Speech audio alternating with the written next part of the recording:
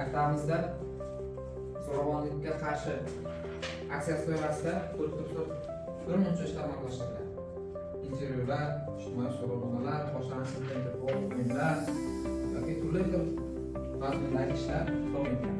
Xuddi shunday jarayonda 3 ta mavzu yuzasidan gaplashamiz va tanishtirib o'tamiz sizlarni.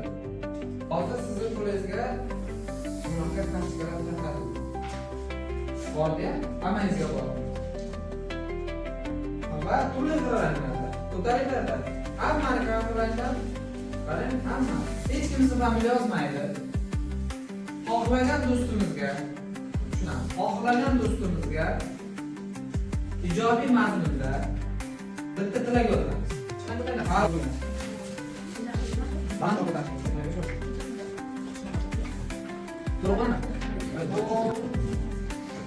Hozir so'rovnoma bilan ishlaymiz.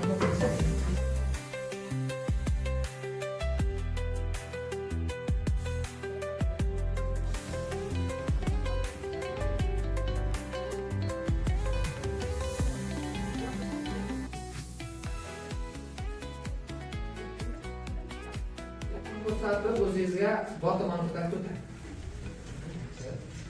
Yaxshi. Demak, qo'lingizda ha yo'q variant turibdi. Men hozir savollar ketma-ketligini o'qiyman, savol beraman.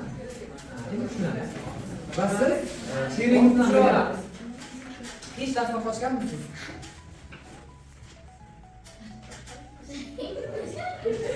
Qani nega qarasiz? Sabab siz darsga kelmay qolishingizdan bo'lganmisizlar?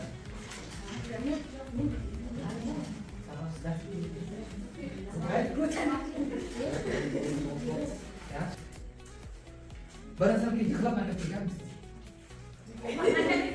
Yig'lab maktabga kelganmisiz? Eng yaqin do'stingiz bilan urishib qolganmisiz?